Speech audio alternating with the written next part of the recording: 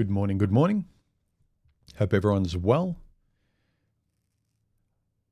All my levels and audio and everything, video seems like it's coming through. Let me know if it is not. I'm sure I'll get repeated messages during the stream saying no video, no audio. Happy Sunday to my fellow Australians. Happy Saturday night to my fellow Americans and to the rest of the world sometime in the afternoon or wherever it is in Europe and the rest of the world. Hope you're doing well. Hi to the regulars. I will pop out the chat if you are here during the stream and you would like to ask me a question or want me to read out a sensible comment that I can answer. Make sure you put 3 smiley faces in front of your comment or question to me. Otherwise, leave your comments till after I've talked about the initial topic at the beginning of this stream, and then I'll answer questions and things of that nature. But if you really want to say something or ask me a question, you can super chat me or add 3 yellow emojis like this example here, 3 circles, 3 smiley faces to direct something to me, and I'll see it during the stream. Let me pop out the chat. I'm using a mouse now that I can't stand. I thought I liked it. It's not working the same way. I don't know if it's me or Windows, but it's not responsive. Sometimes I have to click it twice before it plays ball. Anyway. Okay. Let's see. Hi, Boffin, Rocket. How are you guys? Vero, Luke, Big Ol, Just a Guy. Just saying hello to the regulars. Adam Super AC. Boffin, I've already said. Yes. Okay. All right. The topic of today's video is not relying on second chances. I think it's normal when you're younger, you have much more of your life ostensibly in front of you than behind you. So you think you can take your time, and that goes for everything. You know, I'll do it later. Later ahead, I'll do that. I'll slot that in later in life. That's the plan for this upcoming season. And not to be a doomsdayer, but you know, anything could happen today or tomorrow, and you may not be here anymore. There's a lot to be said for living in the moment or treating each day or week as though it might be your last.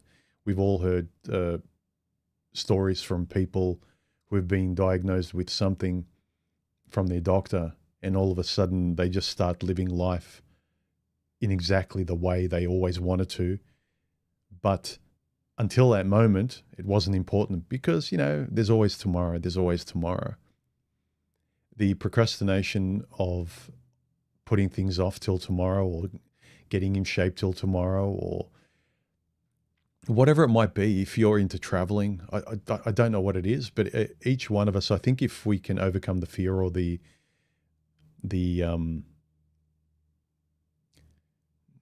how can I put it? If we can overcome that kind of procrastination and the clever excuses, then I think we kind of become more and more content in our lives. You feel less and less like an imposter, like a fraud. You feel less and less of the impulse to come up with excuses to justify your laziness or your fear or your ability to, or rather your inability to do the things you would rather do. I know I came to that point a lot of times in little kind of actions and moments and corners in my life, whether they were with people, going on dates, not being able to say certain things, and then afterwards just kind of feeling shame for that.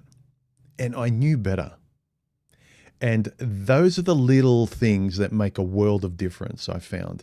Those little victories of being honest with yourself. They're not big things. We always love to look towards the big grandiose examples where we can all relate, let's make the world a better place. Let's save the blah, blah, blah, world hunger, the environment, things like that. And they're all noble and great causes and things we really should put effort into.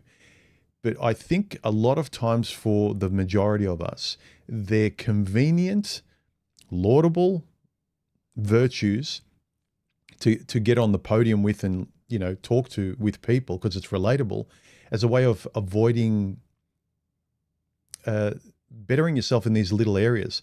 And when you do better yourself in those little areas where, you wish you were better at that, you wish you could stand up for yourself, you wish you could speak better and communicate better, then that person going forward can help the world and organize rallies and people and groups and just causes.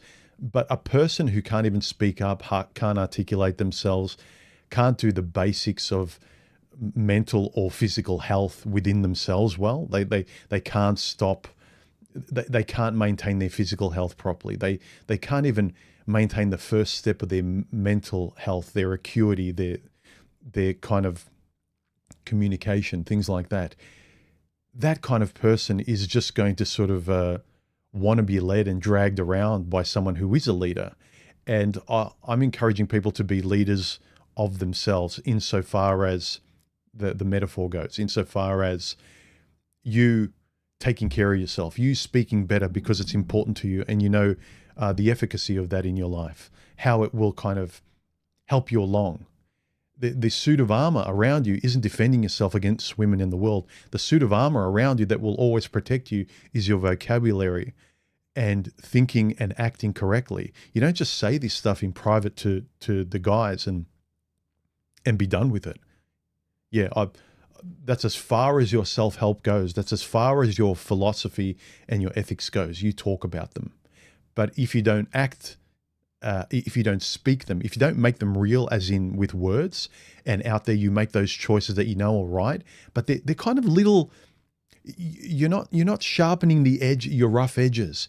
You're allowing those rough edges to exist in your life, in your personality, in who you are, how you communicate with the world. You always let yourself down, and then you make very clever intellectual excuses as to why. This is what my conversations and my thoughts in my videos are all largely centered around, is you to think and the results of thinking and communicating and being a more honest person, facing your fears. Life's easier. It is much easier. And believe me, life gets harder as you get older. If you just kind of go on autopilot, well, this is just the way I am. I've been this guy since I was a young kid, and I'm proud of this, and I know this, and why should I change? And all very rational responses. But as you get older, life insists that you change in a way that's still you.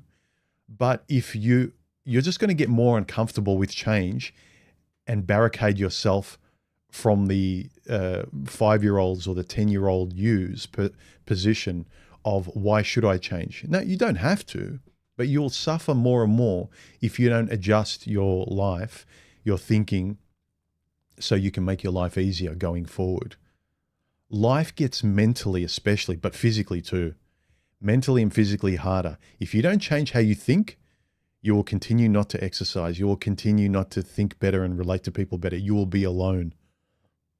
So your mental and physical health, changing that and becoming more habitually mature about that, and sort of expanding that conversation further than a university student talking about theoretical social engineering and stuff like that's not going to serve you as an individual you going through the world. Anyway, I'm veering off the topic. You don't get second chances. This is what I want to talk about, and it's related to, there's a black bit underneath here. I don't know why, but I'm not going to fix it. Here, Big Ol actually said something. He left a comment. Let me show it.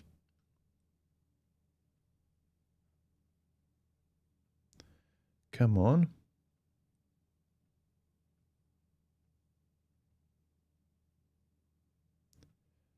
There we go. Q. Okay. Big Ol said, the limits of my language mean the limits of my world. I think that's a quote by somebody. Yeah. How you choose to talk and the direction in which it's very easy just to be who you've always been and feel comfortable in that habit.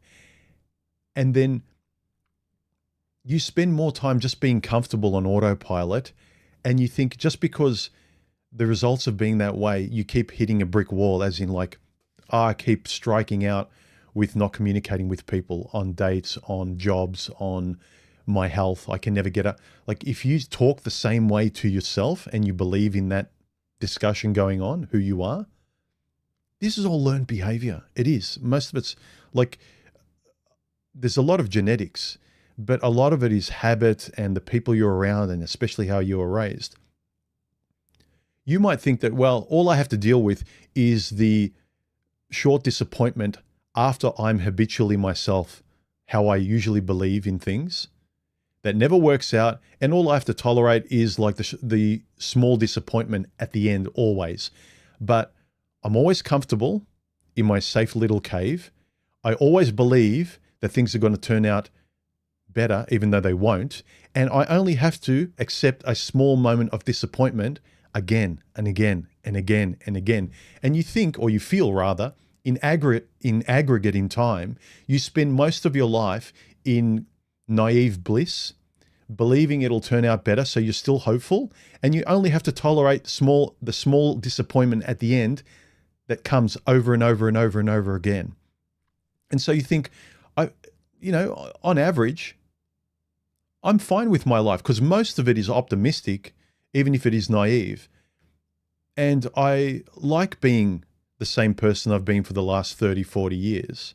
Again, I'm not saying you should change into someone else, but you refuse to adjust anything for the betterment of, you being a 20-year-old, 30-year-old, 40, 50-year-old. You need to adjust yourself for the season in life that you are, for the wisdom that you've learned through the mistakes you have. Like say, for instance, you've never had a serious relationship and you have your first one at 20. What have you learnt going forward? Does the next one resemble the last one? Are you picking the next one because she feels familiar? You don't know why you're attracted to her, but you keep going out with the same women. Girls keep going out with the same guys. It's very easy for us guys to keep saying, oh, look at women. They keep doing the same thing over and over again. LOL, you're acting like idiots. But then guys have their own habits, bad habits. They refuse to change, and they make their own excuses. Oh, biology, this is the way I am. Why should I change? They expect too much. They expect me to change. I'm tired of changing for accommodating people. It's not that. It's changing that so your life is better, so you can pick things or people that help your life be much more tranquil than it otherwise would have. You don't just pick what you feel like picking, knowing that it's always going to end bad, and then you make the excuses that all women are the same. No. The way you choose, the way you think, and what you pick, what you like, is always going to probably end up the same way. If I'm always eating a pack of donuts for breakfast every single day and never exercising, I can make as many. I can go to imright.com and find any manner of excuses and justifications for what I want to believe. But if the results are not the same, then again, do what you want. It's your life. But yeah, life's too short, man. I'm tired of feeling the shame at the end of repeating the same path over and over again, using the same map and hoping that it will magically turn into something different. If a street says, you go down a street, right? And the sign says dead end. And you say, you know what? I'm going to do exactly the same thing, exactly the same way. Every one of the landmarks, my approach, my thinking, I'm exactly the same person. But for some reason, nothing's changing, but I believe that that's not going to be a dead end. I believe that sign is just going to magically turn into a street that continues on and on.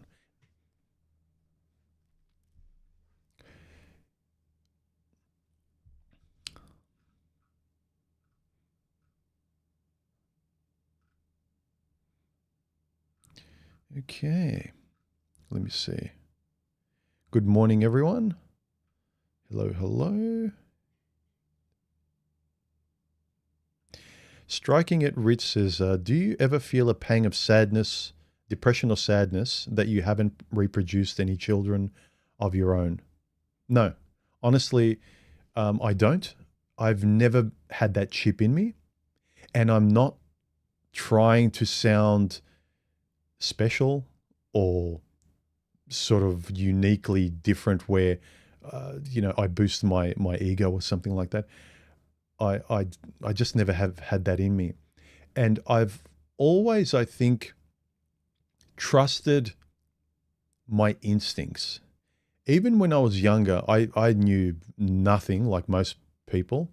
I was the average guy dating that knew no answers. It was trial and error. But I always knew what really wasn't me, what really worried and scared me to death. Like, now I don't want that life. So I wanted to be with women. I wanted a relationship. But when I saw my male friends going, oh, I want to be a dad, I want to start a family, I knew the importance of that. I knew how importantly you need to want that.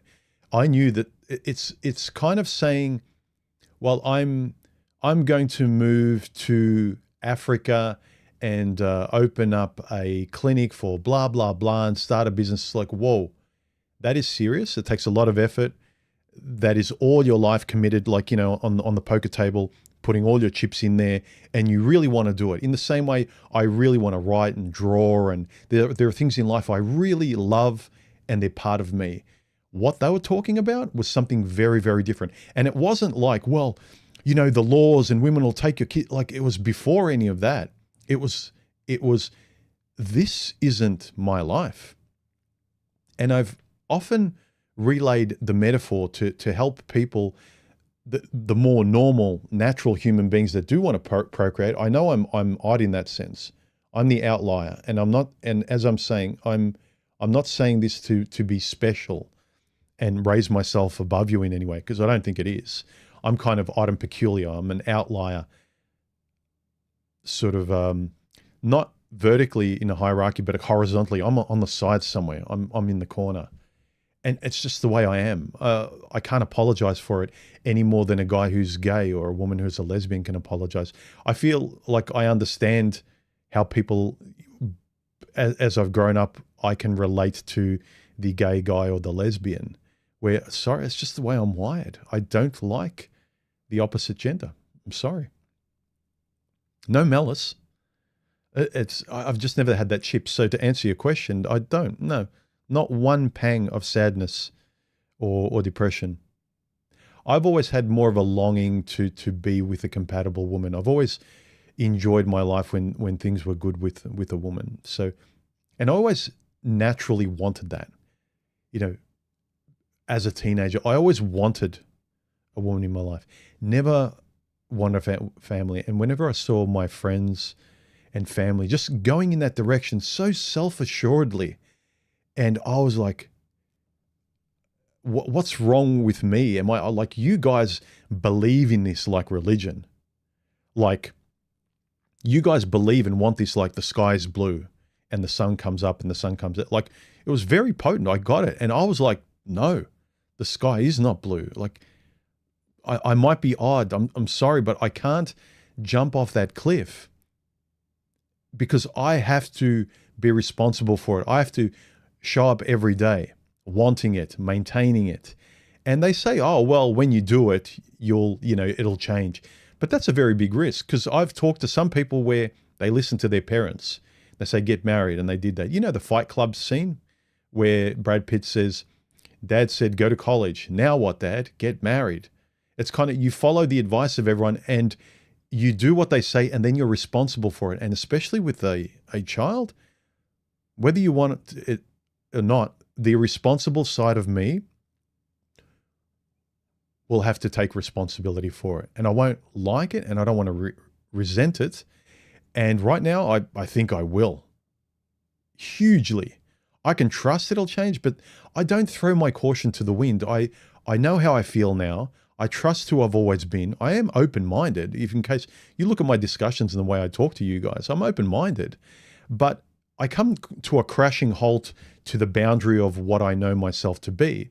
So going back to when I was dating when I was younger, I tried a lot and, I didn't know women and I fumbled around and I gave too much. I didn't have boundaries. But one thing I knew, I'm not jumping out off that cliff because there's no coming back. There is no coming back from a kid. A kid is a kid and the kid will be your kid for the rest of your life, right?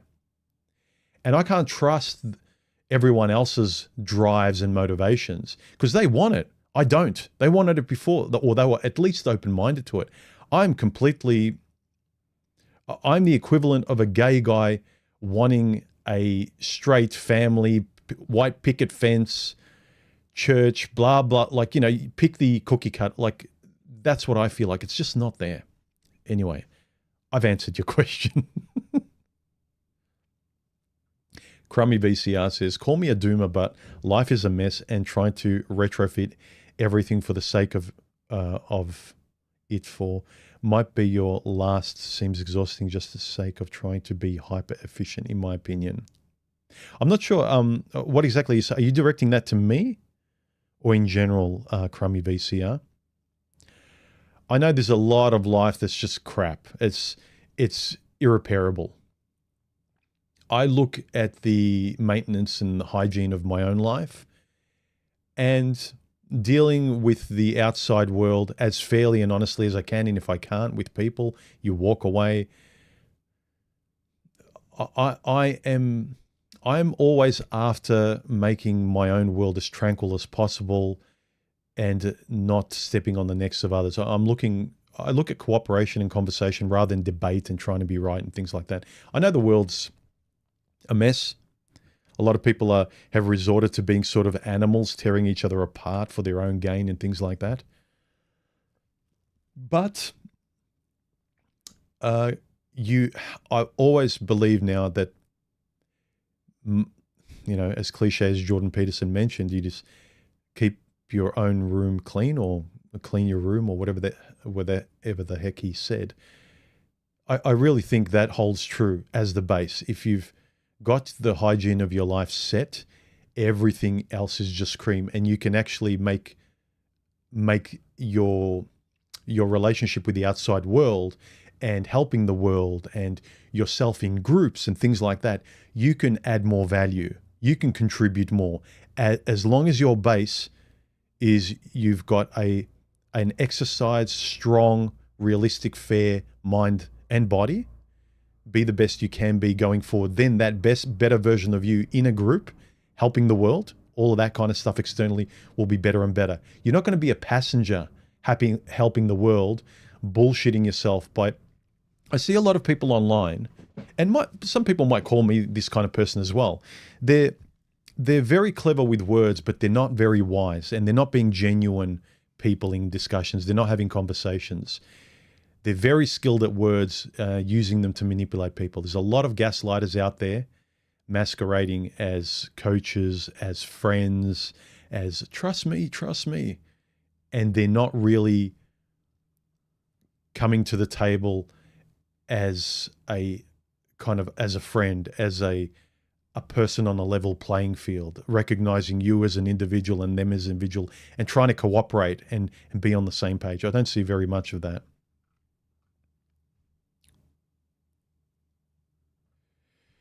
Rocket says, age doesn't bring wisdom as much as it brings the ability to express yourself. It appears as confidence. But, one would argue, at least to a small or large degree, Rocket, that your ability to express yourself is wisdom to a large degree in and of you, for yourself. Again, like in terms of you grow older and you know less and less in terms of thinking you have the answers for the world and fixing things. But the answers you have is being able to express yourself and learning, you know what, no. Or yes. Whereas before you couldn't say no and yes as quickly or as confidently. Maybe you could have. From talking to you, Rocket, I know that you were better in that way than I was. I came later in learning to say my no's and yeses and being more self-confident. But there's a part of wisdom I would say is the ability to express yourself. That comes with wisdom too. And with that ability to express yourself comes your life being much more tranquil and easier and going to the supermarket and just having to tolerate people. It's just easier and easier. Whereas before, I was much more of a misanthrope than I am today. My ability to communicate, know who I am, stand up for myself, have boundaries, know how to communicate, that wisdom that I developed and recognized that, kept being told to me, but I pushed it away and said, no, yeah, I know, but the answer is over here, science and the world and politics and blah, blah. No, it doesn't make a shred of difference. Politics in the world and everything everyone focuses on, and look what they did. Did you see what Beyonce said? And did you see what Andrew Tate did? And making money and all this kind of external Hollywood style education that we all think we're getting. It is us in space shouting at the void while ignoring the mirror. And the quality of my life, I again call it just an anecdote or personal. The quality of my life has improved dramatically, where I've kind of looked in the mirror more and more, and then as a secondary thing related to the world, and cooperate with the world and reflect on the world. But everyone's outwardly focused, and when you're too outwardly focused, you disappear, and you don't know how to respond. You don't have your own words. You only have the reflected words from women, society, politics, what you can and cannot say.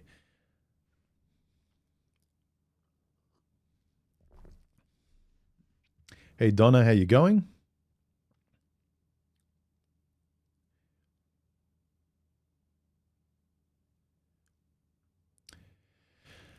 Keno Whitmore, hey, human, what do I do if me and my boss have a deep, deep connection, but she's taken? Well, there's also the question, I don't know the whole story, and I don't want to give you very personal, specific advice. Any advice I give you, I'm not going to bear the brunt of the consequences you are. You could lose your job. She could lose her marriage. You could lose, I don't know if you're in a relationship or whatever, but at the very least, you need to make it clear and have a very, very definite, clear picture of where she stands and where you stand, and to know what the situation is. Having known that, then you need to make a choice. And that's all you can do. And most importantly, you have to live with the choice you've made. The best choice you can take is give yourself time, enough time to make sure you have this as clear as possible. You know what this is. You know what the situation is. It's not just in your head. You just don't feel like you get along and you really like her. She hasn't said anything. She might just be very friendly. But if you know exactly that she's flirtatious, she likes you, she would, but she can't because she's married and blah, blah, blah, that's different. It comes down to, if it's just boyfriend and girlfriend, I suppose, if you feel a really deep connection with her and she's taken and she's expressing it to you, then you need to have an honest conversation with her, and you both need to make an honest choice. And again, whatever choice you make, you're going to be responsible for. If she ruins her life or you ruin her life, you lose your jobs, you got to wear it. Sorry. And it segues into a big point I wanted to make on this topic here in this video. That don't rely on second chances. So if it's there, clarify what it is, because this woman could be the perfect person for you. But as long as she's on the same page, you both make the choice and you accept the consequences. But if she's kind of like, yeah, but I still love my ex, I feel bad and whatever, and later on she wants to go back and she regrets it, again, I want to say this, all you have is time and choices in your life. There are no answers, guys. The best answers you can get in these situations, love and life, is really be honest and look at what you want.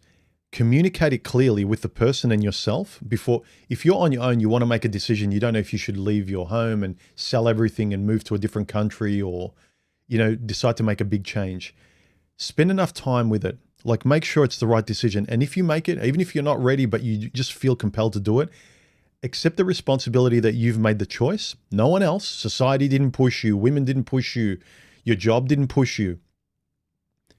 When you make the choice, wear the responsibility. And in that sense, you're free, because if the axe drops, it's an axe you put over your head. Okay? So that's as far as I think you can be objective, is to take extreme ownership. But first, make sure whatever you're going to take extreme ownership for, if you're going to be responsible for it, you see it as clearly as possible. And if it's another person, you communicate with them. Make sure you're on the same page. Don't pull them to the same page as you like a narcissist. But make sure it's as clear and honest as possible. Take the time to do it. Communicate clearly. And then do it in a way that you would give advice to your best friend. So whatever choice you're going to make with this girl, or not make it, make sure it's clear before you jump off that cliff, okay?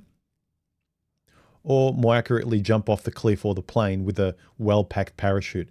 Make sure you don't have laundry in your parachute instead of a well-packed parachute, okay?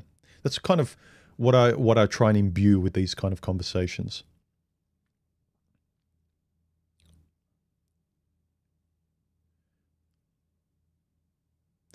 Melee says, true physically, but you would hope maturely as well. Yeah, well, when I say experience and wisdom, I also imply maturity. Maturity and wisdom kind of are bedfellows, Let's see.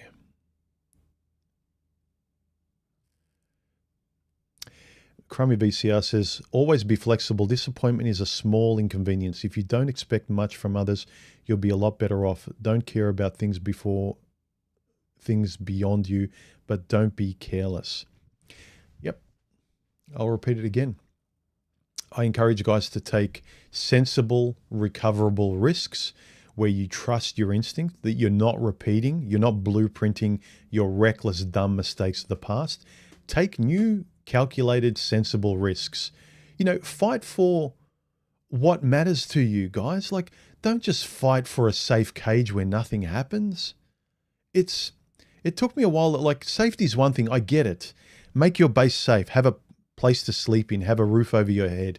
Have food to eat. Things like that. I get it. But beyond that, take risks for the things that matter to you. I really encourage you not to be reckless, but just, what's the quote? There's a quote by, I think it was Ayn Rand. It says, learn to value yourself, which means to fight for your happiness.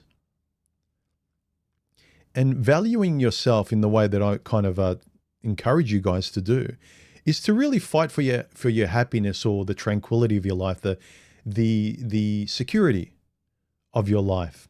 Waking up with nothing wrong, but you can drop in anything you want to look forward to. You can go towards your hobbies because everything's fine. So you really need to learn what you value first, as in knowing who you are, what you want, what person's compatible with you. If you're sick of beating the same drum, doing the same thing for years and years and years in a job, you might be in a hobby that really liberated you, and you found a social group when you were a teenager or in your youth, and you felt really great there. For the first time, you found friends, you found you're good at something, and now you're just repeating it, and it's not as colorful as it used to be. It's not as fun as it used to be, but it's the only thing in life you know, and is a comfortable habit, and you know how to do well, and still gives you people to talk to. I'm thinking of a lot of the self-help arena, the guys in the manosphere, which, like, I still talk to a bunch of them, but I talk to the individuals. I don't talk to the group. And if I talk to the group, it's as a consequence of talking to people in the group who are more individualistic and open-minded and fair and respectable and polite and things like that. We refuse to admit that we outgrow things.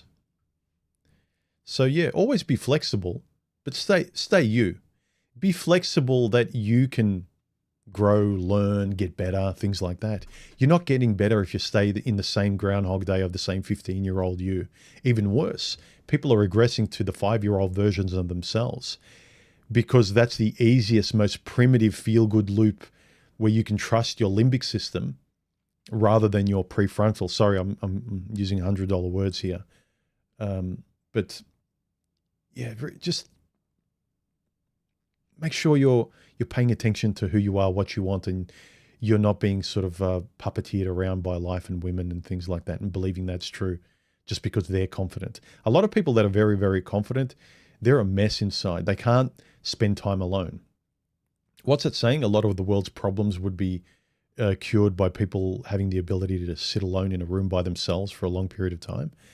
You need to sit alone and have a good relationship with yourself, know who you are and what you want, and then you'll be able to recognize that compatibility with other people.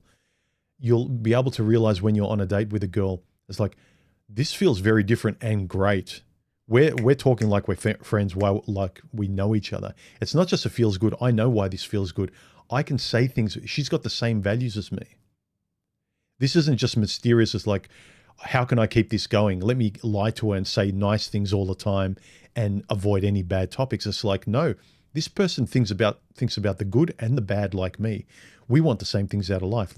And that only comes from you knowing what you want and who you are. Remember, guys, if you would like to ask me a question or drop a comment if you're during this live stream, drop a super chat and I'll see it and answer it for sure. Or drop 3 yellow emojis or smiley faces and I'll get to your comment or question. Let me see. Roman, make sure your comments aren't flirty or grandstanding. Otherwise, if Donna or any other people who have a wrench next to them ban you, it's because it was pretty much justified, okay? So I'm happy for you to comment, but you don't need to grandstand all the time.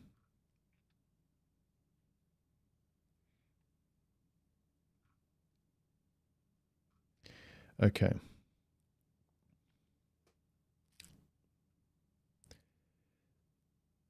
Examine 2020 says, I try and articulate my views without getting frustrated, but my ex doesn't listen, then my frustration goes through the roof.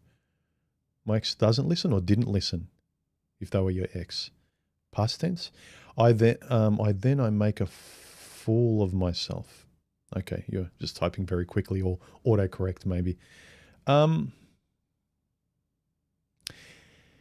Yeah, some people get frustrated very, very quickly, or their fuse is very short and they blow up. They go from patience to impatience very, very quickly. There's not a build up.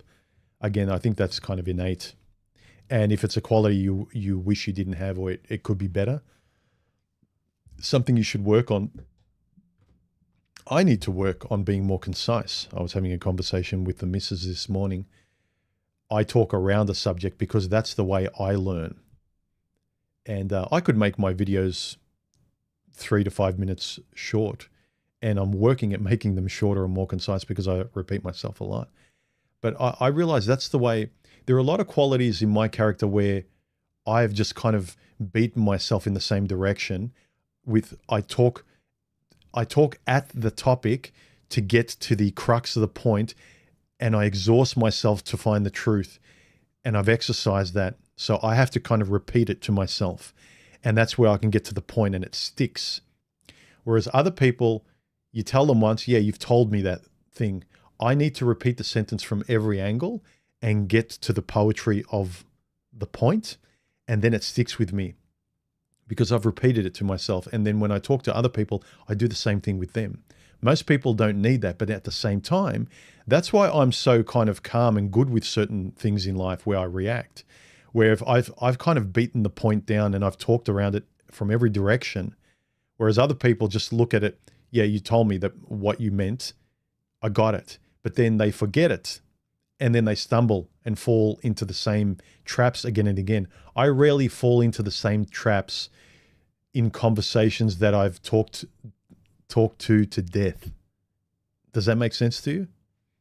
So, but I still do need to be more concise in the way I communicate because I'm not just talking to myself. I'm trying to communicate with you, especially with my, not these streams, because this is just free flowing conversation.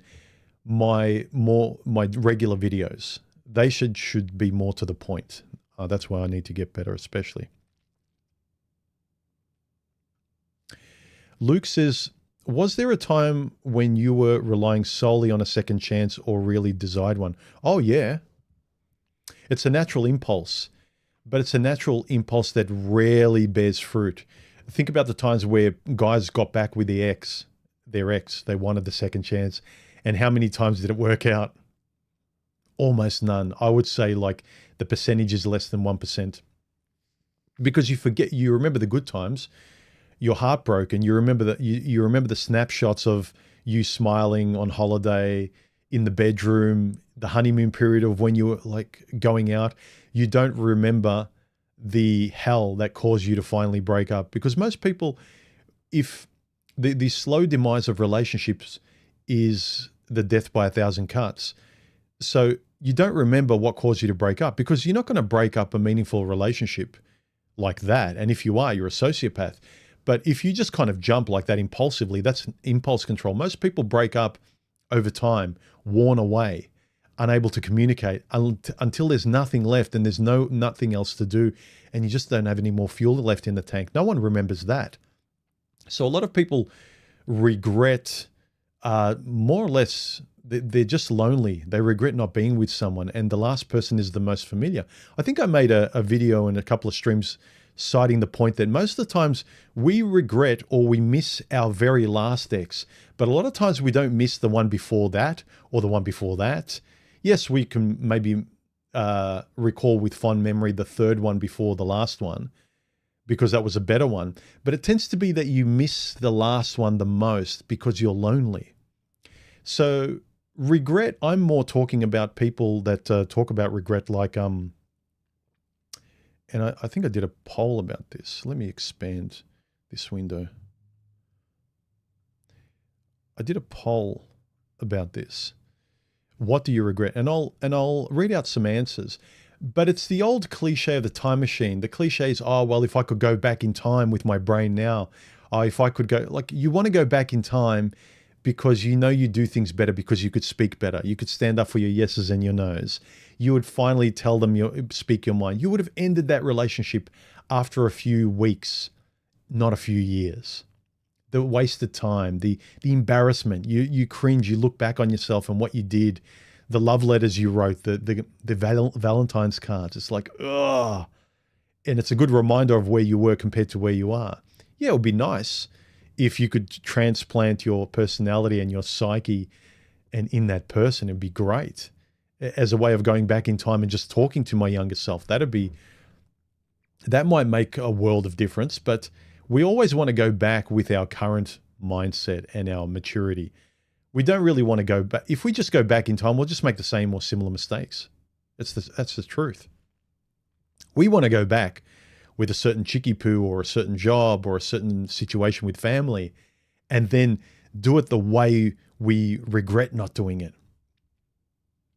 Because a lot of our heartbreak in the past was that afterwards we just felt a certain way.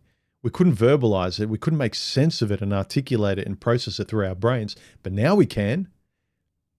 We would have enjoyed life so much more back then if we had our brain now. We want to extend our life. We want to have summer again and enjoy it much more. It's like if you are only able to take vacations when you're poor, you're limited. Now you're a millionaire in a sense, wisdom-wise, personality-wise, knowledge-wise. You are now a millionaire wanting to go back and take holidays because you can get much more from those experiences than you ever could when you were poor in wisdom and experience and confidence and articulation and thought and things like that. So, yeah, that kind of regret.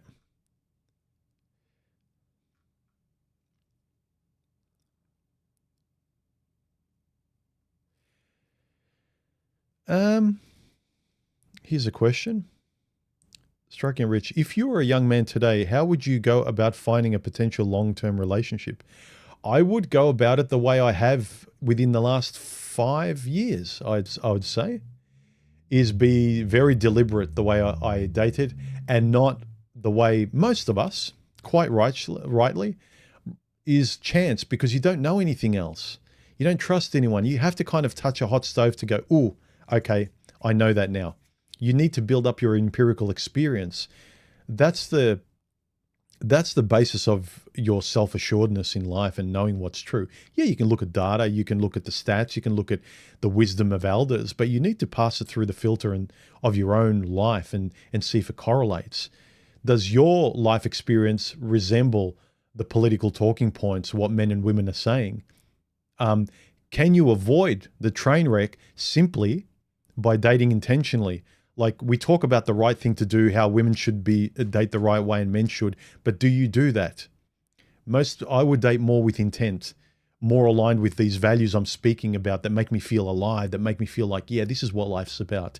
This is the way to keep a relationship. This is the way to get into a relationship that's got more chances going long term. Yeah, you need to talk about everything, good and bad. You need to have tact. You need to all these things that I'm trying to communicate here in the conversations I have with you guys in my videos and this, all of this stuff that makes me feel alive and righteous. And yeah, this is sustainable. This makes sense. This works in the world. I would go back with that. But when back in that time, it's just like throw spaghetti at the wall and see what sticks. It's very, very stochastic when you're young. You can't predict what's going to happen. I can predict much more what's going to happen simply by the fact of how I conduct myself. If you have no idea what you're doing, you don't know yourself, it's all just luck and chance and hopefully dodging bullets and learning from mistakes and getting better and dating with intent. Now, I don't really need to rely on luck. The only thing I have very little control over is, my health in the future, what sends me to a grave, and like just a lot of stuff. Well, look, I don't really have any practical, realistic control over that. There are some things like exercise and whatever, but especially relationships with people in life and where I choose to spend my time and how much of it I allocate to areas and maintaining relationships and I can't just expect people to be a certain way. I have to come to the party being that person too. I can't expect what's the metaphor? I can't expect for flowers to be blooming in my life and I'm not sowing the seeds. It's like, why aren't flowers blooming? Where's my flowers? It's like, you didn't plant any. It's like, I don't care. Give me flowers, like a woman wants a bouquet of flowers thrown at her from nothing. So there's that realistic, philosophical approach to life. Act the way, like be more of the person that you want in your life and insist on that. And if they're not there, you say goodbye or no, and you don't agree with that and you stand up for who you are, and those people won't be in your life. You won't choose bad women hoping that they'll change. The stripper's not going to become a housewife, or a good one anyway. The hot mess drama chick isn't going to suddenly turn into Jekyll and Hyde, from Hyde to Jekyll, and be a sensible person because you put a ring on it. So I would go about finding a long-term relationship if I was a younger guy with my wisdom today. It's as simple as that. Why people love the time machine concept. Yeah, Alonzo says this quite accurately. It's not, see, all of these things, we are all prisoners of our childhood. Yes, but it doesn't solve everything. We should really look at our childhood. Listen to a lot of gurus and read a lot of books. You cherry pick and you form your ethics and your philosophical way forward through a lot of this stuff. And then you can make better choices. Time's slipping away, and time gives you these choices during your life. You have a chick, a girlfriend. You might have done things the wrong way. It might have worked out. It would have lasted shorter if you spoke, you know what I mean? Life is just moving like a train. You have to just make choices. You can't just let choices slip by, guys. A lot of guys are such in survival mode, making their world safe, that they don't make any choices. And they think, well, nothing went wrong, but nothing is going right for you either, or very little. The only thing that's going right is no mistakes and complete safety, which is great. And sometimes it's exactly what you need for a short period of time, especially after you've been through a lot, like you've been divorced, you've really severely gotten your heart broken or manipulated by some sort of psycho or something like that, lost your job, things like that. You need to regroup. And sometimes you just need to lock yourself away and regroup and heal those scars and pick yourself up off the floor. I get it. But staying there when you hear that, it's kind of like when you're in prison and then the lock just goes click and it's automatically open and you know you can open it now, it's time to leave, but you don't. Since the door's closed, you want to pretend it's locked, but it's not. I think too many guys just stay in that safe space because it's predictable and it's comfortable. Life could be better, not just comfortable.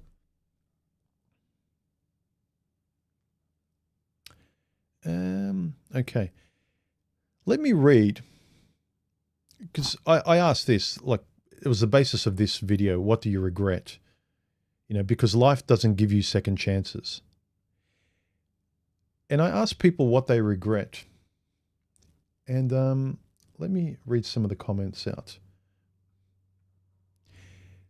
The Faded Hero says, I wouldn't really say I have any regrets. The choices I've made and the path I've taken have brought me a pretty good life overall. That's a great attitude, by the way.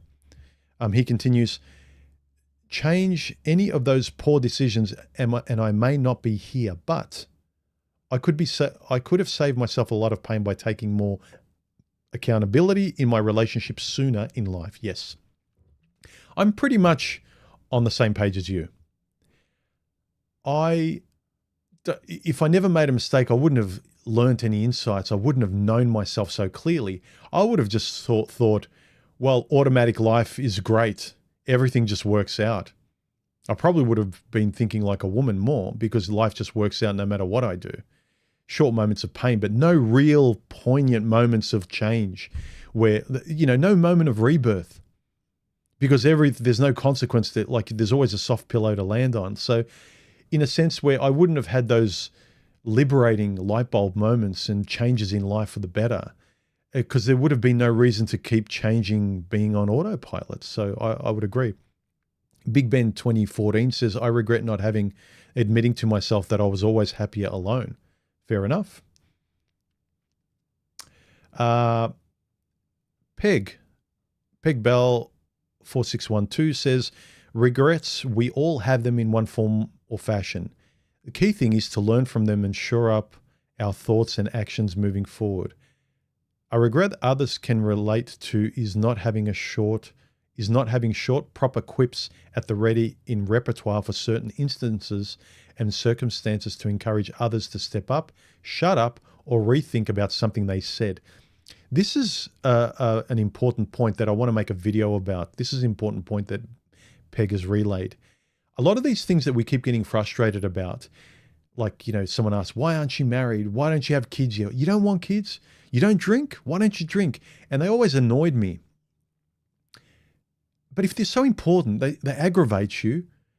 And if you know how to talk to them with your friends and they get you, have a concise, poetic phrase, something that you can give them to let them know clearly who you are. I keep coming back to learn how to speak and articulate yourself better. If these things frustrate you, learn how to just answer them in one line so you're not burdened by the stress of them imposing dumb questions on. To you, they're dumb. They might be genuinely interested. That everyone in their life wants kids and family and watches football, gets drunk and does all the regular things. And you're particularly different. You don't find any interest in those things. And they keep looking at you like you've got two heads and saying, really? You don't do that, or you don't want that, or you like that? And you don't like being made to look weird. Have a very disarming or easy way to communicate, this is who I am. You don't get it, let's just move on. Like, I gave you a clear picture, there's no more to say. It's kind of like if someone were to ask a guy says, yeah, I'm not married and I don't want kids and I never am, or he says, oh, that girl likes you. It's like, I'm not interested. Really? You're not interested? Why aren't you interested? Go speak to her. But the guy's gay. It's like, just tell people who you are. Learn how to phrase exactly who you are so they get you, rather than being frustrated and never knowing how to answer answer the question, yet that question always frustrates you. So that's a very important point I want to make a video or talk about a bit more later, because I think it's a topic in and of itself. Learning to have phrases and responses to cauterize those frustrating questions and comments people have on you that you roll your eyes and you don't want to repeat it, the same old story, or you don't want to explain yourself. I often got them before when I knew all this information between men and women, and I was frustrated that men don't matter to women generally out there. Most women don't care and stuff like that. And whenever I responded in a way like, well, like, yeah, I just don't respect women much, or I don't, the average woman out there, I can't find anyone. So I've just I'm not dating. And everyone looks at you like, what? Like, you hate women? It's like, I can't be bothered now explaining myself and relaying a whole novel about my life and my position and data. And like, you need to come up with a response to just cauterize that topic, because you can't be bothered explaining yourself. Or if you don't have a quick answer, you need to have, you know what you need to have? You need to have the one-liner that they put in front of movies that tells you everything about the movie. You know, when you sometimes click on a movie on Netflix or so on, they don't tell you anything about it. So you don't know if you want to click on the movie. It frustrates me when they have a very clear line and saying the story of a man who does A, B, C, and D. And it's like, oh, I clearly know what the whole storyline's about. I'm either interested or I'm not. You need to have a very clear, poetic description of exactly where you stand on that topic. Anyway, interesting subject. Like I said, it's a topic all on its own, having a very quick response of where you stand on that topic. Peg continues, finally. Like many, we think of what we could or should have been said or done more directly and pertinently appropriate, or not said and done at all, only after the interaction occurred. Yes, you kick yourself. You regret it. Like, why didn't I? Why couldn't I just say this? This is what I mean. We live and learn well, hopefully so, LOL. David P. 2888 says, years of drinking and thinking it made me popular. This is what David regrets. When all it really did was drain my wallet and give me a false sense of confidence. And John Anderson also said the same thing. Any of our vices, whether they're drink, alcohol, PORN, just whatever it might be, any Achilles heel that we wish I wasn't addicted to this. I wish this wasn't so easy to do. I wish I didn't just want to do this all the time and it led nowhere and it wasted time. And if I wasn't wired that way, if I didn't have this impulse, life would be so much easier. You have to work in a direction that gets rid of it. Either cold turkey gets away from it, or you have to minimize it.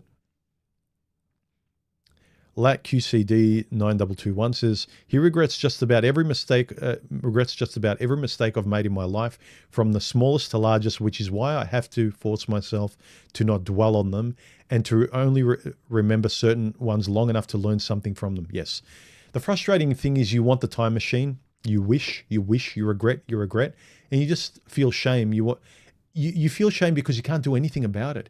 If you had that situation again, if you could go back in time, you would do it better. Then you wouldn't have shame. You wouldn't be thinking about it anymore. You would feel like, oh, I've laid it to rest. There's closure. But there's no closure with your past mistakes.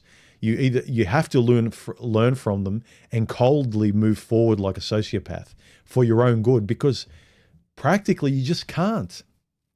You just stay in the cycle of regret, justifying them with a whole bunch of science and data and statistics to make yourself feel better. Oh, women are like this, guys are like this, politics, blah, blah, blah. It's a way of scientifically making yourself feel better about regret and shame and loss and all those things. And it's hard to care while going forward and almost sociopathically realizing, well, I'm done with caring about the past. And it's almost like you're forcing yourself to be a cold person in regards to your past. But it's practical, and it's the only thing that will keep you happy now and happy in the future. You are sacrificing your tranquility and your happiness now by insisting on living in the space of the past, like being loyal to your past too much, being nostalgic, trying to fix, learn from it, but use it now and use it in the future. You're still trying to learn and turn the screws and fix the past. Like maybe if I'm really, really angry and righteous and pissed off about what happened before now, and I use it now, somehow it's going to trickle into the past in some way and I'll feel better about it. You won't. You have to burn the bridge. You have to be cold. Otherwise, you're just dragging that bridge behind you all the time. It gets heavier and heavier. You're not really then using it even in the past.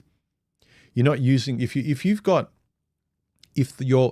if exes and women are haunting you in the past, the way you conducted yourself or how they treated you, then that haunting will show itself if you're in front of a chick on a date. It will show itself and you will be nervous about not trusting yourself in the future. What's going to happen? You're going to be thinking, my God, like my future is just going to be the present and the past continually. I just trust that it's just going to be the same because that's how it's been. I'm nostalgically anchored to the patterns of my past. I refuse to change. I'm too scared to. I don't know what I'll do. And all I can trust is who I've been and who I repeat myself to be now, which is based on the past. And it really demoralizes your trusting of yourself of any brighter future. It really does. So you have to, in some way, be a cold like that cold elder that will snap the neck of a deer because your family needs to eat. You need to survive. Like in good times, you'd rather not do it. You want to do the nice thing. You want to be loyal to your past. You can fool yourself into learning from the past while you're still living there. Are you learning from the past in the present and using it in the future? Or are you actually saying, yeah, well, I'm anchored to the past because I'm being responsible in the future, but you're not. Your past is holding you prisoner.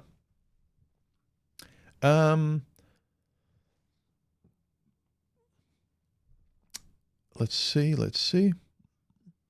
Chris No Name says, what does he regret? He says, feeling responsible for my family who just won't try, and I've wasted most of my life trying and not getting the life I deserve. Yes. Wasting a lot of time. Guys regret a lot of wasted time. I think much more than women tend to. We're just either hardwired that way and we're also conditioned that way through society. Like we're nothing until we show we've done something. So we're very aware of the time being wasted and we're not doing anything with it. We're not showing who we are through the actions we've done, and the actions require time. Whereas a woman can just float around and really, she's always a woman. She can be proud of being a woman, but the guys can't until they do something. So I think guys are much more aware of wasting time, whereas women are much more aware of wasting their beauty and their looks and their body. But anyway, I digress. Chris says, he regrets helping people, but as soon as you see they're refusing to do things for themselves, leave them for nature to take its course. Yes, I agree. As a society, we've sacrificed everyone for the belief of the unworthy instead of leaving dead weight behind. I agree. Amen. That is a great comment. I'm going to pin that one. And wouldn't you know, it's gone to the top. I'll repeat that. As a society, we've sacrificed everyone for the benefit of the unworthy instead of leaving dead weight behind. We're the stupid pilot who overloaded a rescue helicopter and destroyed everything. Very, very well put. It's the pinned comment at the top of my question, what do you regret? Well said.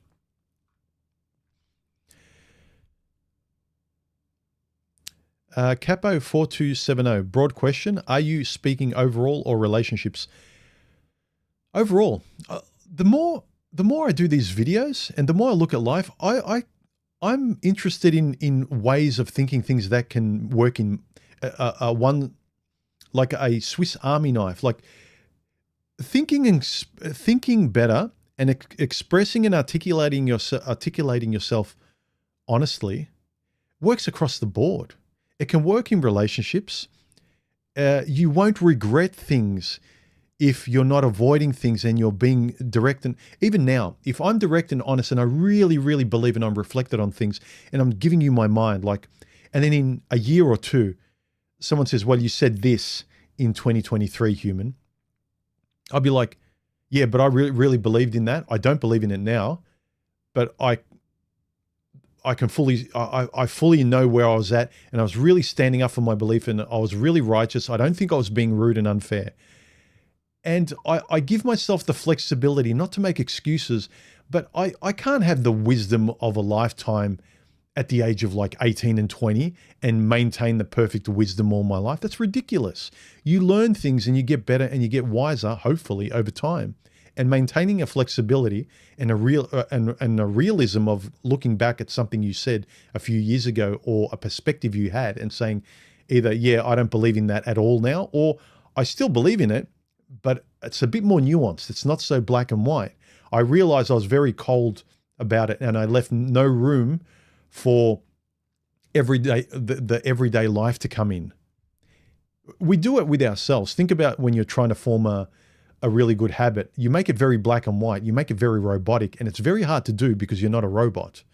Sometimes where we find righteous answers, it works in the moment. It works when you're single. It works when you lock yourself away from the world because it's just you and a concept, and it's very comforting for it to be black and white. But the more you try to be flexible, the more your inflexible, rules frustrate you. Ellie Nope says, they regret saying no too many times. Few of my regrets are bad yeses. Most are bad nos. So yeah, it reminds me of the quote, most people regret the things they didn't do rather than the things they did. And that relates to that. Actually, do I have my browser? That'd probably be better than you looking at my ugly mug. There we go. You can see what I see. Let's expand this a bit more.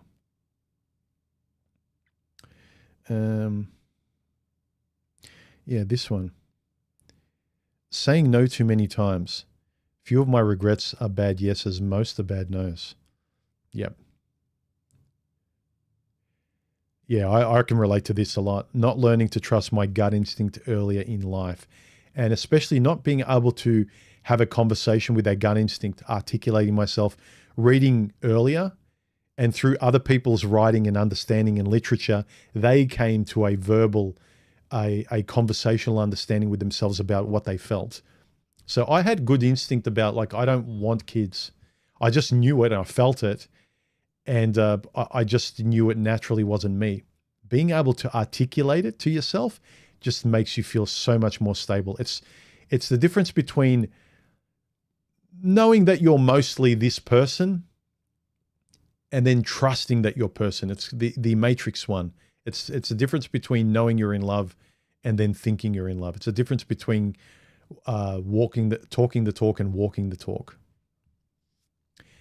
Not learning to trust my gut instinct early in life, that your gut will tell you when you're being lied to. Yeah. Because even if your gut's not saying anything and you learn the lesson that you were being lied to, next time your gut will tell you, hey, remember that? This is a blueprint. Trust this. Hey, I'm speaking to you. I'm tapping you at the back of your head. So your gut will tell you through experience, or your gut will just naturally tell you something's not right here. And a lot of guys especially will do themselves a disservice because they equate their gut instinct with feelings, and they think women do feelings. I just do data. And so when I relate to people, I won't trust myself. I trust the numbers. Numbers are helpful. Numbers can really help a guy in a way it doesn't help a lot of women, because it provides a really good foundation for something we know nothing about or we don't trust ourselves in. It can kind of be a good scaffolding, or if you really have no clue, a good foundation to build your own scaffolding. Then you can take the foundations away, or just use the data and the science and other people's experience and the politics and the world sparingly. because your empirical experience has been built up enough. Not seeing my grandma on her deathbed. That's it. That's a big one. That's part of like time machine stuff. You want to reduce the amount of time machine stuff that haunts you in your head, because you trust, I am going to do everything as honestly and openly and lexically honest as I can, so I don't have these things haunting me. The regret doesn't haunt me anymore, as little as possible, because I'm always conscious about not letting it haunt me and shame me in the future. I don't want to be haunted by not trusting my instincts. I don't want to be haunted by not doing the thing I know I should do, and I keep repeating bad habits just because they're comfortable. Just because I like this kind of girl, I can't explain it, but my hormones want it. I'm just going to keep wanting them, dating them, blowing inside them, and then, crossing my fingers and hoping for the best. And it's like, oh man, if I've said it before, if you don't care about yourself, buddy, I can't. If that's the little you care about yourself, I can't help you.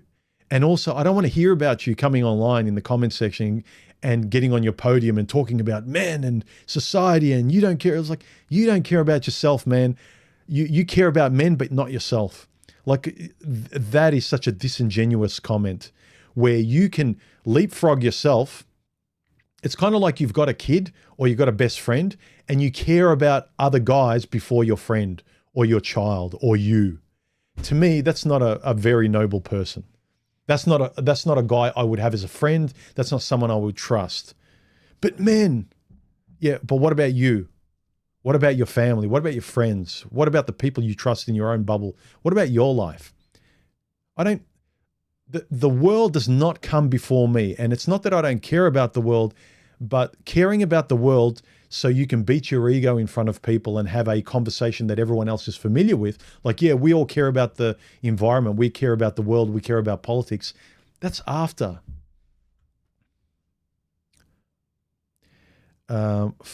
Forgave others and not myself. Yes. Or how I did it, I just kept thinking about others.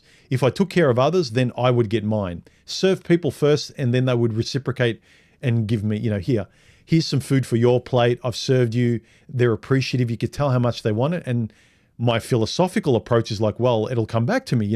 I'm a philosophical person. Works one way, it comes back. It's a beautiful conversation.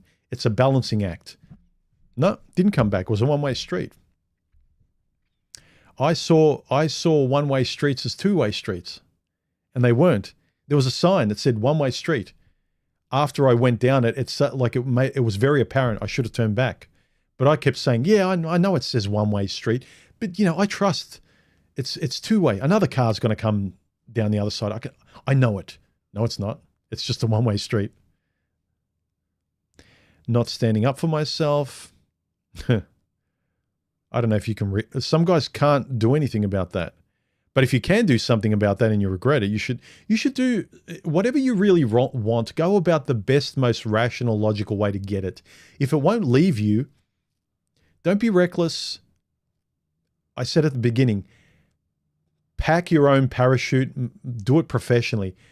Don't jump out, someone handing you a parachute and trusting that it's a well-packed parachute, and it's really, you just hope it's not laundry in your parachute.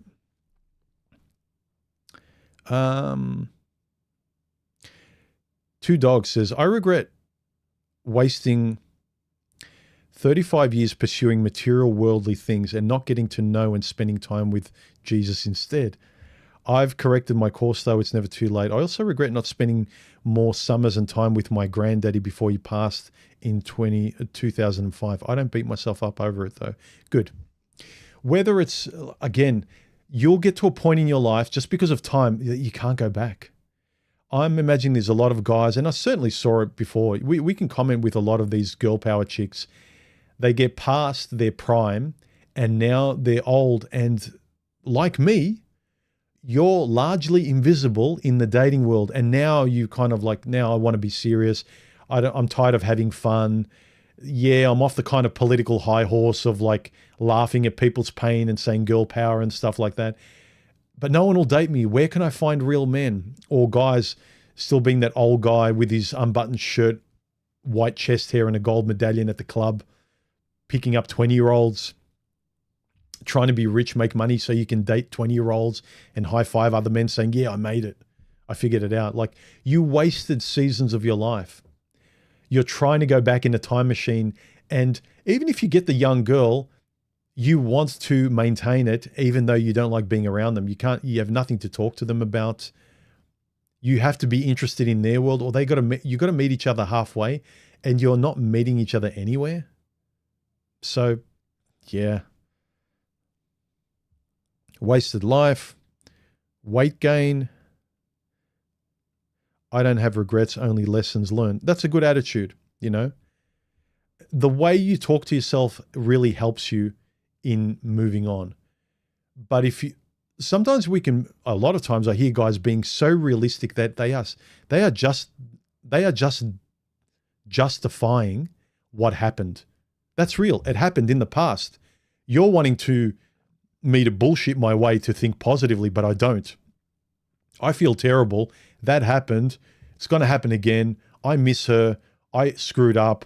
Yada, yada. I'm just going to repeat my shame and regret because that was real. And what you're asking me to do, human, is be more philosophically optimistic or learn a lesson and go forward. But I don't feel that. All I know that the only known quantity I feel is my past. That was real. It happened. And I feel it now, and it's very real now. You want me to feel something that's not real. You want me to fake it till I make it. Well, if we want to be realistic, you're going to realistically just recycle that going forward. You are just going to waste your future. I'm not saying to believe in unicorns.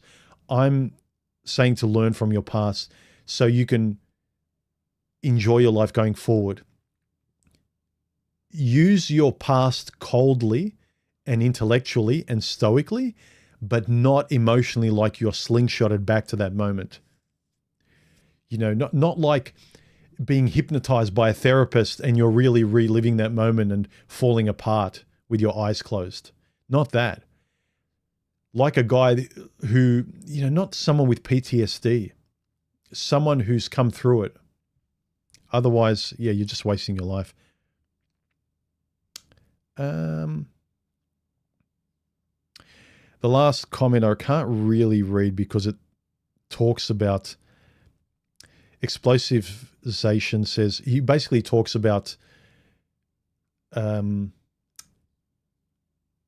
his ex wanted to turn her lights off, and he went to talk to professionals to get her help, and they made him out to be the bad guy because he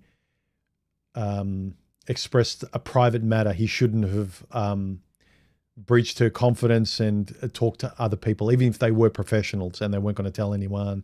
And he was made to be the bad guy, and he started to have thoughts about turning his own lights off. So I don't really want to read it or show it, but that was basically the thing he regrets. Yeah. All I would offer is take your time, be very, very careful about who you're dealing with, and take a long enough time that you read them well and know their sensitivities, and ask them, do you need help, and things like that. Don't presume to fix their problems in such an intimate way. I know we want to help the people we care about, but sometimes we just grab everything because we care about it so much, and we say, give it all to me, I'll fix it for you. You just sit there neutrally and give it all to me, and I'll go and fix it, while they need to be along for the journey and have it fixed in their way. You can't just go away. That's very personal. People's traumas are very personal. People hold on to them and defend them as well. You can't fix them. We all know the cliche. A lot of women just want to be heard. They don't want you to fix their problems. And it's doubly right for men or women who have gone through something very, very specific. You're taking something very important, even if it's negative, and even if you're doing it in a caring way, saying, give it to me, I'll take care of all of it. But you're not coming along. This is mine now. And in a perverse way, it's not. It's theirs. You need to take their lead. But again, communication. Find out if they really want to be helped and to what extent. And it's reflecting on you too. I would hope someone would communicate with me and really understand what I need, especially with the very important things in my life. Anyway, we have talked about this quite a bit. Whoa. All right. Yeah, I'm going all over the place, aren't I? Okay. So don't rely on second chances, guys. I wanted to talk about this in relation to regret, because we all have regret. It's fashionable for people to say, I don't have regret. Not in the sense that you live in the past, but acknowledging that you regret something happening, or you regret acting in a certain way, also acknowledges that you know the correct way to do it. Or if you could go back, you'd do it differently. You can put your hand up and say, yeah, my bad. You can also put up and regret, someone else might have treated you bad. That's very different. I regret going out with her, or taking that job, or not speaking up. But sometimes it's very liberating to acknowledge, yeah, my bad, because when you own it, your regrets, going forward, you don't want to feel regret again. But if your only regrets are they're bad, women are bad, men are bad, the government, there's nothing you can do about it. So you go forward in life on autopilot, not making choices, and then just stumbling into bad situations again and going, oh, I regret stumbling into that. How are you going to regret stumbling into something? You had no idea. You had no map. So unless you look in the mirror and regret your own actions, going forward, you're going to regret less and less that you feel like you need a time machine to go back to. Do we understand? That is what I'm saying. Take extreme ownership, sensible extreme ownership, even if it was all Chicky Poo's fault in the past. Regret, take the ownership that it was my fault that I picked her, or that I stayed longer, or that I gave her 258 chances. Own it. Bring that right to the front of that whole relationship in terms of who's at fault? Me. And then there's she did this, she did that after it, behind you. But the spokesperson for the regret should always be you, practically and realistically speaking. So then when you go forward, you're not doing this. And it's like, I hope I have no more regrets in the future. If you own it, then you won't make the same mistakes. You'll know what you're getting into. You'll know what the red flags popping up are. You know what the deja vu moments are. You go, I know what this is. I'll talk to it, talk to the person about it, things like that. So the topic of regret is a very important one. And it's popular to say, I don't have regrets, but I think more realistically, we all do have regrets. You're not a human being, or you're not being a realistic human being if you don't. The important thing is to realize what they are, and that they're ethical and moral lessons you now know that you don't want to repeat and you could do better. So regrets are a good teaching method if you're looking at them properly. Any last questions? Well, Mecca asked me, what have you learned from your exes? What I just described. What I would and wouldn't choose, standing up for myself, leaving earlier, speaking my mind earlier. Basically, everything is just, if there is one word, and I got this from an interview between Tim Ferriss and Jerry Seinfeld. Jerry Seinfeld, he said something very poignant. He said, if you want one word that life is all about, is confront. Confront, confront, confront, confront. And that's very, very astute. If you want one word to focus on, confront your fears. If there's a red flag, confront the red flag. Say what you mean. Learn to say it better so you don't look like an idiot with his foot up his butt. But confront everything. Confront your fears. Say what you want. Be honest about it. Have a discussion. Don't walk on eggshells. Don't play childish games. Just confront everything. Confront you, confront them.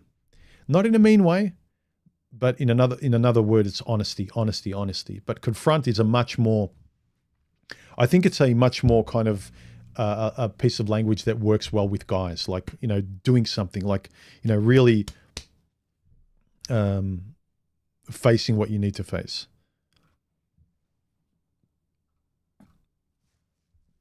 I haven't even finished my coffee. It's gone cold.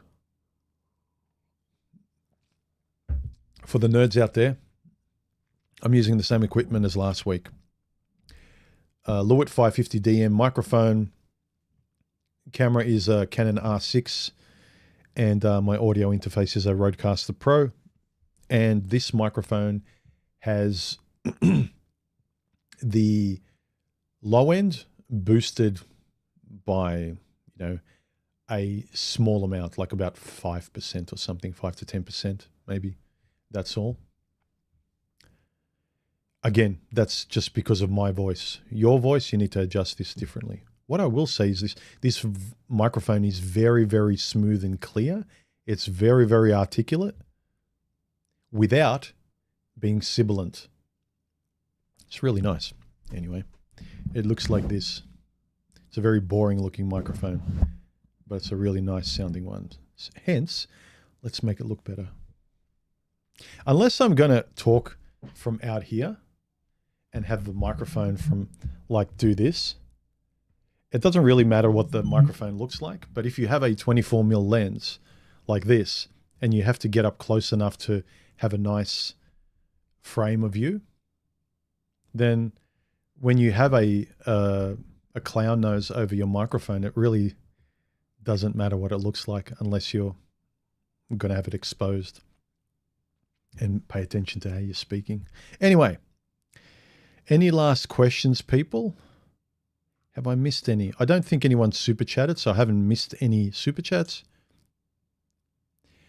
Striking it rich, how would you get over an addiction to YouTube? Is it an addiction to the pursuit of novelty or the pursuit of knowledge? I would think a lot of us, including me, we are both. It's either being entertained and you think you're having knowledge, and the more you're for someone like me, I watch a lot of channels where I procrastinate with knowledge and I'm not applying it. And I'm thinking like, hang on, but I just want to make sure. I want to make sure. And that making sure has served me well. But sometimes the habitual making sure and watching just information is just comforting, because you're always preparing to take the next step, to buy the camera, to talk better, to change the way you interact with women or jobs or leave that job. You're always preparing, And it's a really good dopamine fix to look forward to that moment. You're looking forward to the holiday. You just have to realize, I'm just doing the same thing I've been doing I've been looking at that camera I want to buy for the last year, and it's almost going out of production and I still haven't bought it. I'm just procrastinating, and I don't really want to make videos. I'm just acting like, wouldn't it be, I like the idea of making videos, but I don't really want to buy the camera. I don't want to really take this into action. So I can see why I'm sort of very addicted to YouTube, but in a different way, not to entertain me, but for knowledge. But then my knowledge, I procrastinate with like learning so much about something that I don't pull the trigger and make videos. A lot of people watch the kind of fresh and fit channels that are very popular. They're so entertaining, but you think, well, no, this is knowledge. It just happens to be entertaining. No. It's entertaining with a sprinkling of knowledge, keeping it going. Like the knowledge is the spices on top of the meat, but what you're really having is the meat of entertainment, of the kind of schoolyard reality TV based entertainment. So you need to kind of really look at where you are, why you like it. It's not a very easy answer. Thank you, Tom. Bomberderp says, here, human, buy yourself one of those electric coasters to keep your coffee warm. That's actually a good idea. I never thought of that. I never really, I know they exist, but it never stayed in my thoughts long enough for it to be something that I would, yeah, of course they exist. Why don't I get one of them?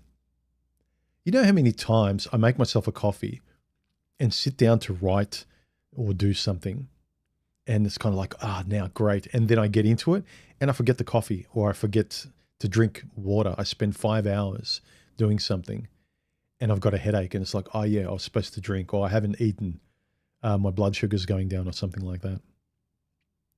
But that's a good idea. I'm going to look into that. Electric coaster. Cold coffee. Ugh. Anyway, you know what else I realized? I didn't put my glasses on the whole time. Fun fact. For the last couple of years, I've been wearing glasses that were the equivalent to, the reading glasses that you can buy from any store. They only cost a few bucks. They're not prescription. They just kind of bring everything closer.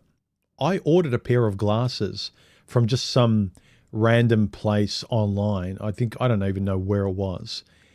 And I just saw a pair of glasses I want. They were relatively cheap, and I bought a couple of pairs, and they lasted me the last few years. I was still getting headaches the longer I stayed in front of the computer, and I thought, oh, it's dehydration. I'm concentrating too much. Recently, I went and got my eyes tested again. They said, like, your eyes haven't changed. One of your eyes has changed, the problematic one, which is this one, has changed to a minuscule degree. And that's where I get most of my headaches. But really, you don't need to change your glasses. And I said, oh, well, I just want to get another pair. And I ordered another pair from a more reputable place online. And it's night and day. These glasses, I can actually see in the distance. I could wear these around all day, but really the clarity is here for computers. So I encourage any of you that are getting headaches and you still got glasses, and when you put them on, everything's very clear, but when you take them off, the whole world is blurry. I would encourage you to really take a look at whether you've just gotten a very low level, or you've gotten sort of fooled by someone selling you the price of prescription glasses for just the price of El Cheapo reading glasses. Because I don't get headaches, and I can see things very clearly, and it doesn't magnify it, and I can also see in the distance well. My distance vision is pretty good. Actually, it blurs the distance as though, for you people who understand cameras and lenses, it blurs the distance as though it was like an f8, an f7. Whereas before, when I had my glasses, when I looked, the distance was blurred out to a f1.4. Anyway, you won't understand that. Quit blabbing, human. So, any last questions before we wrap up the stream? We have been going for 1 hour and 20 minutes. Don't let life pass you by, guys. It's cliche. People hear it over and over again, and so they laugh at it. But a lot of these cliche comments, just because they get taken over by Oprah and stuff like that, and these spiritual memes by people you don't respect, doesn't mean the reason they connect with people in such a common way isn't true. Life keeps moving forward if you don't make choices, because that's all you've got. You might have little answers about the world, but all you have is the choice you make or the choice you let slip by. The choice to finally stand up for yourself, because in the moment you're having an argument with your spouse or girlfriend, and you're building up, you're like a pressure cooker, and you keep the lid shut. Let it out. Blow up and regret it, but at least you let it out. What you regret later is you should have articulated that explosion much sooner and more and much better. But the stress and the shame comes from, locking the lid on that boiling pot and never letting it vent. And you never do, and you never do, and you never do.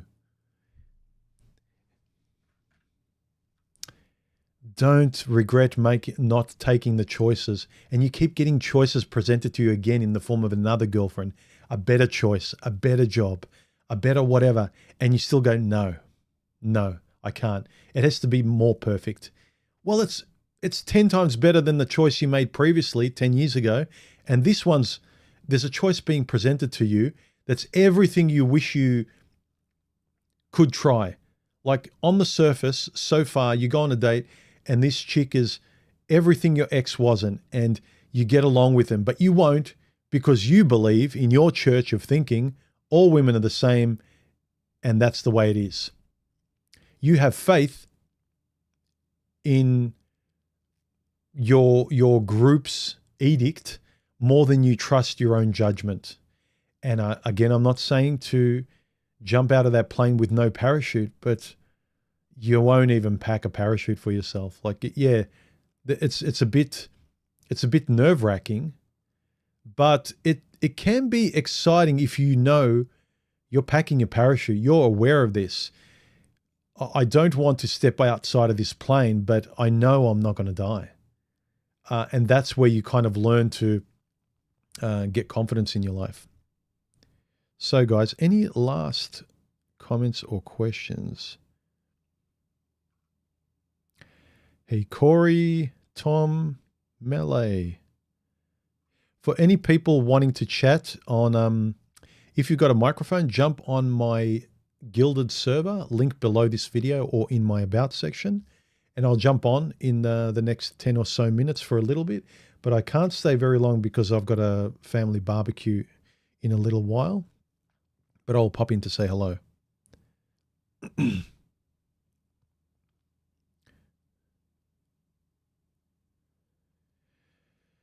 Crummy BCR says, I refuse sternly the feeling of attraction trying to override the understanding of mindfulness to myself. They look hot, but I know they are crazy as hell. Yeah, I slowly had that for me, conditioning myself in a direction. I didn't want that, the sleepless nights and the feeling of this is going to end, this is going to end. I can't pretend to be optimistic when I'm going out with the same girl that's a blueprint of the last. Like it's all looking like it's heading down the same way. She's getting angry at the same things. She's frustrated at me in the relationship at the same way. She's frustrated at me not doing the right things again and again and again. It's hard for me to be optimistic that this is going to go any further. You know, it is. All I'm optimistic about realistically is that it's going to end in a similar way to my ex. So I learned to mistrust beautiful women on face value. I had to talk to them. And like 99% of them are the same as every other good-looking bimbo out there. They don't have to develop much character. In fact, they can be as mean as possible and guys want them more and more.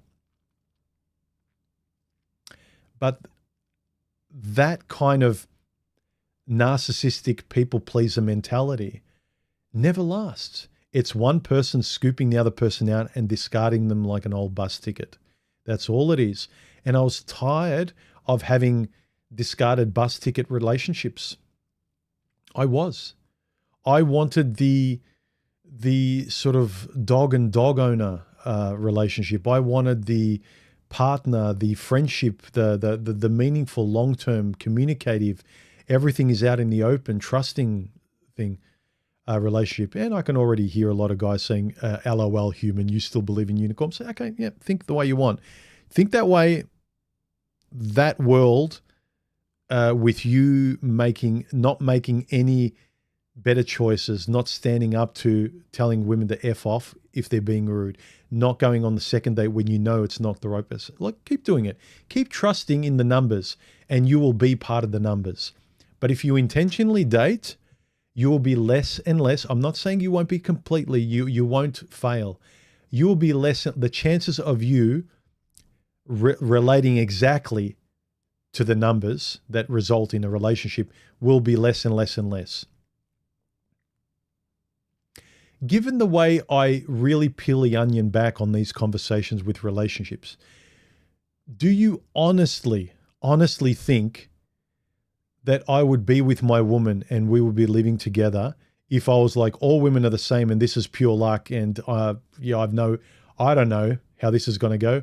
I don't know how I feel about her. Yeah, oops, I moved in with her. Do you really think that's, whether you can make fun of me all you want, but I know the reason why I'm with her, why I moved in, not because she pressured me, and why I feel the way I do about her. Like I know why I have my routines. I know what I like, that I like what I like. I know the food I like. It's subjective, but I know exactly what means something to me. And it always means the same thing. I know I can trust her because we've spent enough time and she's never contradicted herself. And we talk about not just the good, but the bad. So you can ignore your empirical experience. You can ignore your own instincts. You can demoralize yourself to the point of not trusting your judgment with everything. you're going to have a miserable life. And all you can do, the only thing you can trust, guys, is then to avoid everything in life, avoid women, avoid the world, lock yourself in a cage. You can trust that. You can trust that about yourself, that every day you will feel good and secure about that. I get it. I really do, because I have times like that myself. But you will never trust the things you want to do, the little adventures and risks you want to take that you can come back from. You'll skin your knee. You'll learn about yourself. You'll learn how to make better decisions in that avenue going forward. But yeah, that's all I have to say about that. My tank is empty, guys. Or as Roman would probably want to hear, I've blown my load with everything I wanted to say. Okay. Yes, Nancy Drew says intrinsic reward as opposed to external reward. Yes. I mean, what's the point of only getting externally rewarded if some of it isn't internally and subjectively rewarding too? Hey, Sue, I need your practical sense. I was cheated on. When I confronted her, she said, I lied to you because you would not believe the truth. What did she mean? She's gaslighting you. She's not taking responsibility. She's trying to get out of it. She doesn't want to feel the guilt and the shame of what she did. If someone cheats on you and they didn't tell you and they can't, and you find out later, and whatever excuse they had, unless, I don't know, there's something reasonable, like they got kidnapped and someone's holding their family hostage, and unless they cheated on you, they would blow away their family, like something ridiculous, like a movie. 99.9% of the time, yeah, they're just avoiding responsibility. Yeah, she's gaslighting you. That's all that is. I think I can safely say that. And people saying, no, you're generalizing. What if? Yeah, I don't care what the what ifs are. You have a choice before you say yes and you're cheating on someone, especially if you continue cheating with someone. If someone came onto you and lunged in and kissed you and you immediately pushed them back and slapped them and said no, I get that. That was a surprise. You were attacked.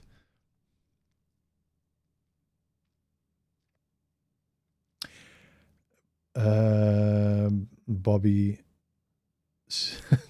says, no, I'm not MGTOW. I haven't been MGTOW for a while, Bobby, because I just don't fit in with the ideals anymore. I couldn't have conversations about, like, what about married men? Let's talk to a married guy. What about this? Let's challenge, not challenge, but let's revisit.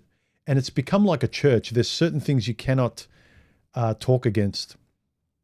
So no, I'm not MGTOW at all anymore, at all. All right, guys. Have a good Sunday or Saturday night or wherever the heck you are. Enjoy your weekend. That's probably a better way to sign off on these Sunday streams. Enjoy your weekend.